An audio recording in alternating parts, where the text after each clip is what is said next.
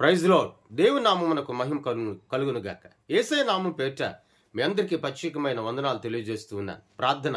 కృపామయడానికి స్తోత్రాలు, ఆశ్చర్యకరడానికి వందనాలు. ఈ ఉదయకాల సమయాన నీ వాక్యమును విని గ్రహించగలిగే ఘనతను మాకు దయచేస్తున్నందుకే నీకు స్తోత్రాలు. తోడయుండండి, ఆదరించండి. యేసయ్య నామమును అడుగుచున్నాము తండ్రి, ఆమేన్.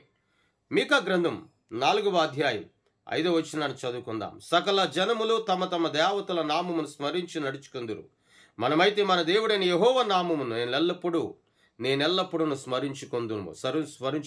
ఈ రోజున ఈ వాక్యం, ఈ వాగ్దానం మన జీవితంలో నీరుకట్టి ఫలించనుగా. సకల జనులు, భూప్రపంచంలో ఉన్నటువంటి సకల మానవాళి, సకల జాతి కూడా వారు పూజించుచున్న, వారు సేవించుచున్న వారి దేవతలను వారు స్మరించుకుంటూ ఉంటారు. వారి దేవతలను వారు కొనియాడుతూ ఉంటారు. వారి దేవతలకు వారు యెచ్చును కలుగు చేస్తూ ఉంటారు. కానీ ఇక్కడ అంటాడు, మనమైతే దేవుని నమ్మిన వారైతే, దేవుని స్తుతించుచున్న వారైతే, రక్షింపబడిన వారైతే, మారు మనసు పొందిన వారైతే, లోకమును విడిచి సొంత రక్షకునిగా క్రీస్తును అంగీకరించిన వారైతే ఎల్లప్పుడూ యెహోవా నామమును స్మరించుకొందుము అంటున్నాడు. ఎల్లప్పుడూ నిజమే. నువ్వు దేవుని నామమును స్మరించుకున్నప్పుడే, దేవుని నామమును స్తుతించినప్పుడే, దేవుని నామమును గణపరిచినప్పుడే ఈ భూమి మీద ఉన్నతమైన శక్తిని నా దేవుని కృప ద్వారా నువ్వు పొందుకొనగలవు. ప్రియ దేవుని బిడ్డ, మరి ఈ రోజున ఏ నామాన్ని స్మరిస్తూ ఉన్నావు? చాలా మంది 2 రకాలుగా జీవిస్తూ ఉన్నారు. 2 రకాలైనటువంటి బ్రతుకులు, 2 రకాలైనటువంటి ఉద్దేశాలు, 2 రకాలైనటువంటి తలంపులు. లోకంలో ఉన్న వాటి మీద ఆధారపడుతూ ఉన్నారు, దైవికమైనటువంటి వాటి మీద కూడా ఆధారపడుతూ ఉన్నారు. లోకంలో ఉన్నటువంటి శక్తుల మీద ఆధారపడుతూ ఉన్నారు, లోకంలో ఉన్న భక్తిహీనత మీద ఆధారపడుతూ ఉన్నారు, జీవము కలిగిన దేవుని మీద కూడా ఆధారపడుతున్నారు. వాక్యములు అంటాడు, వారి దేవతలను పూజిస్తారు. కానీ నీవైతే రక్షింపబడిన నీవు, క్రీస్తుని ఎరిగి ఉన్నటువంటి నీవు, క్రీస్తు ద్వారా ఎన్నో అద్భుత కార్యాలు, అపాయము నుండి, కలవరాల నుండి, దుఃఖముల నుండి నడిపింపబడి ఉన్నటువంటి నీవు ఎల్లప్పుడూ కూడా ప్రభువును సేవించాలి అంటున్నాడు. మరి ప్రభువును సేవిస్తున్నావా? ఒక్క నీవు ఆలోచించు.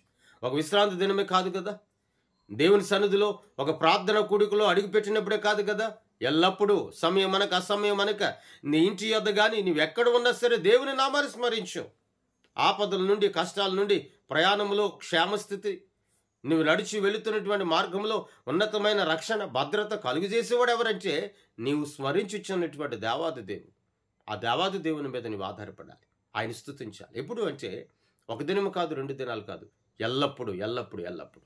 ప్రతి దానికి వ్యాలిడిటీ ఉంటుంది, కానీ దీనికి వ్యాలిడిటీ లేదు. ఎల్లప్పుడూ ఆయన పాదాలను పట్టుకున్నప్పుడే, ఎల్లప్పుడూ ఆయన వైపు చూచినప్పుడే, ఎల్లప్పుడూ కూడా ఆయన మీద నువ్వు ఆధారపడినప్పుడే ఆయన నువ్వెందరూ అయితే నిన్ను నిందించారో, ఎందరైతే నిన్ను అవమానపరిచారో వారందరి మధ్యలో కూడా శ్రేష్టమైన ఘనతను కలుగు చేస్తాడు. మరి ఆ ఘనతను పొందుకోవాలి అంటే లోకులు లేక అన్య జనాంగం, క్రీస్తుని ఎరగలేని వారి నామాన్ని స్మరించుకున్నట్లుగా నీవు కూడా వెళ్ళి వారితో పాటు వారి నామాన్ని స్మరించడం కాదు. దేవుని వైపు తిరుగు, దేవుని వైపు చూడు, దేవుని స్తుతించు నిండు మనసుతో. నీవు నీ కుటుంబం, నీవు నీ భర్త, నీవు నీ భార్య, నీవు నీ బిడ్డలు కుటుంబంతో కలిసి దేవుని నామాన్ని స్మరించు. ఆయన నిన్ను, నీ కుటుంబాన్ని బహుగా ఆశీర్వదిస్తాయి. ప్రార్థన. కృపామయడానికి స్తోత్రాలయ్యా, ఆశ్చర్యకరడానికి వందనాలు. ఈ రోజు నీ ఉదయకాల సమయాన్ని ఈ వాగ్దానం ప్రతి ఒక్కరి జీవితంలో నీరు కట్టి ఫలించినగా అభివృద్ధి పరచండి, ఆశీర్వదించండి, ఉన్నతమైన శక్తిని దయచేయమని యేసయ్య నామమున అడుగుచున్నాము తండ్రి, ఆమేన్. దేవుని సన్నిధి మీ అందరికీ తోడైండి నడిపించును గాక, ఆమేన్. మీ అందరికీ వందనాలు తెలియజేస్తున్నాను.